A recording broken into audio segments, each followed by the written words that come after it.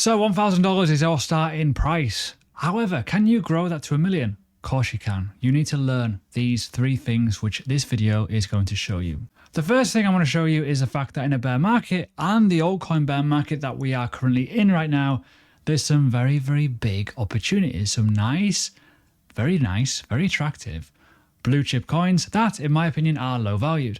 You've also got the meme coin narrative as well as other side of the investment game. There's also different methods to consider. The fact of investing, when to invest, why to invest, how to invest. We've also got the lower cap projects. Good solid projects that are kind of undervalued, but we've also got the meme coin narrative, which we will go through. But you've also got trading as well as a passive income side with staking rewards. We can go through all that. And the obvious one, taking profits, reinvesting, and preserving capital. Those are usually the things that people don't want to do. Doesn't make sense in my eyes. So we're going to explain and break it down in more detail. Before I go on, if you like my content, I do live streams on a Tuesday and a Friday on Twitch. There's a link below. So let's get into the starting point. You are early to crypto, in my opinion. In my opinion. Too many people feel like they need to try and get the lowest order. But reality is, we've still got in my opinion, no mass adoption.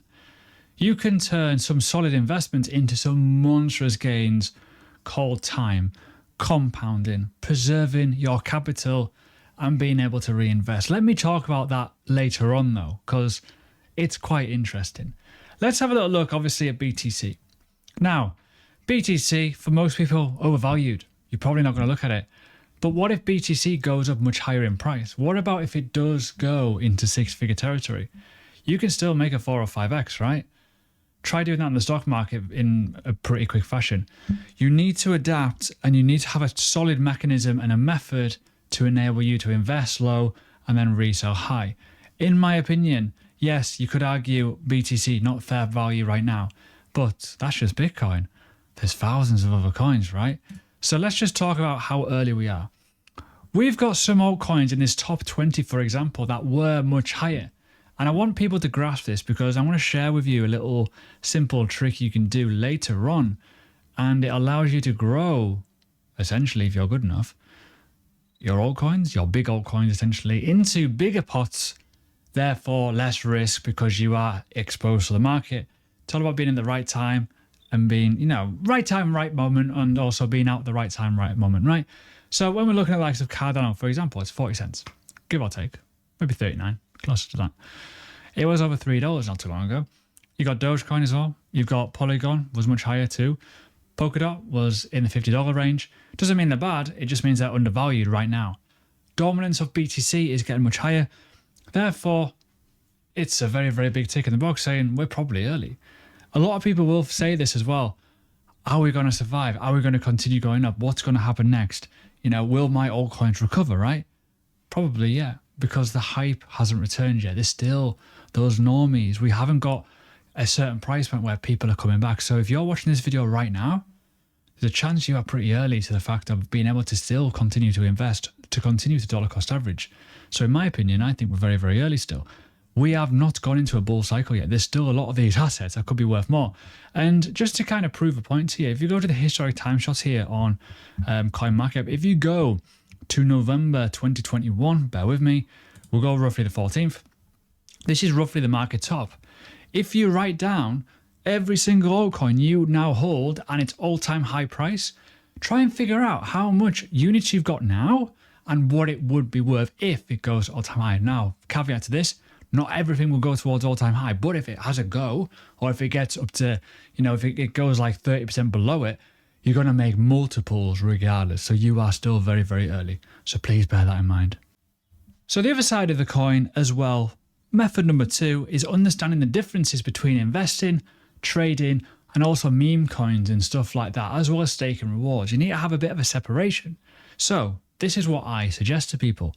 Have a pot for investing. Have a pot for trading and have a pot for messing about with and to do low cap coins, to do meme coins, so you're not going to get exposed.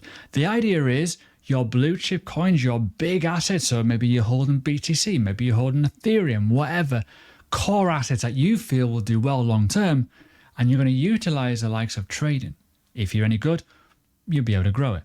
Meme coins, if you like to buy a coin, a bit of the crypto roulette, the casino table, use that pot as well. And then you can distribute your Ethereum profit into other projects if you so wish to, right? But bear this in mind, you need to remember your risk management. So investing is very different to trading. Meme coin investing is very different to normal investing because they don't have the same fundamental element around it moving with Bitcoin. For example here, it will go off hype and fundamentals based off how many holders, who's promoting it, the Telegram groups, their community, is it active, all that kind of stuff, right?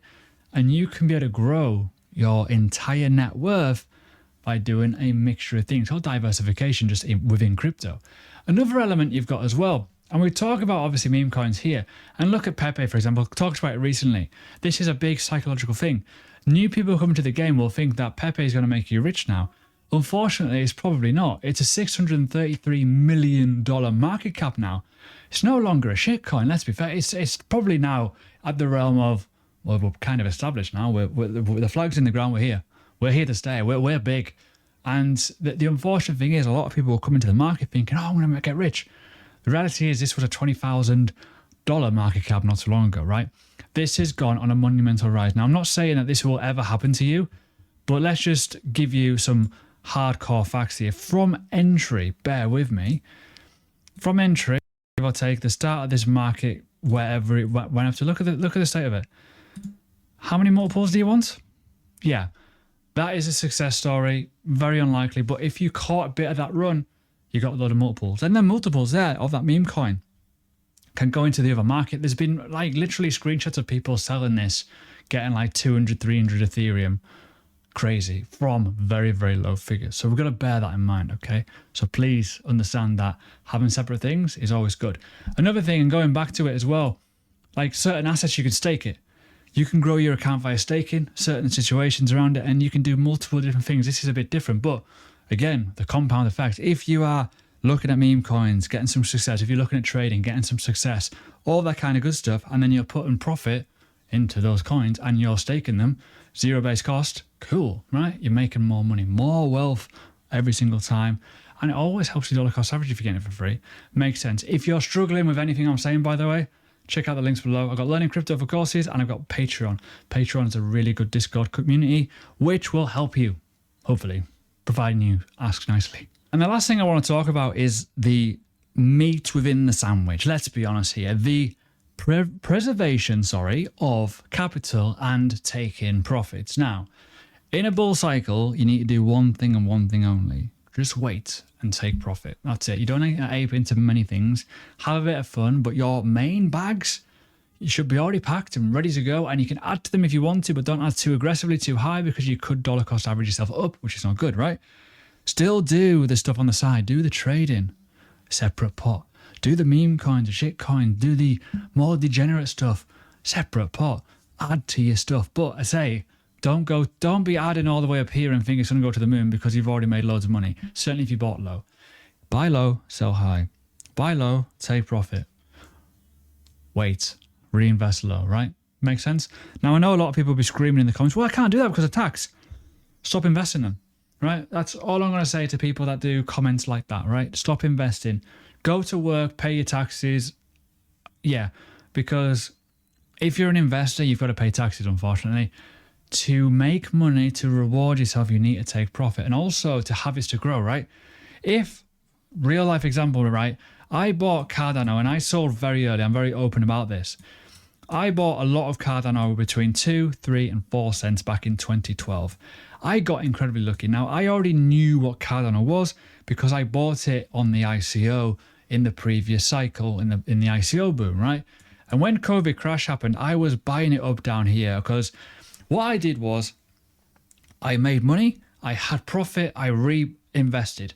I basically bought, I think it was 7 times more, something like that, stupid amounts, than what I had in the previous bull cycle, right? So when we talk about Cardano going from 10 cents to $1.40 in the first cycle, I sold it. I sold it at like 70 cents or something. Not the top because I'm not that freaking good. I was also a rookie back then.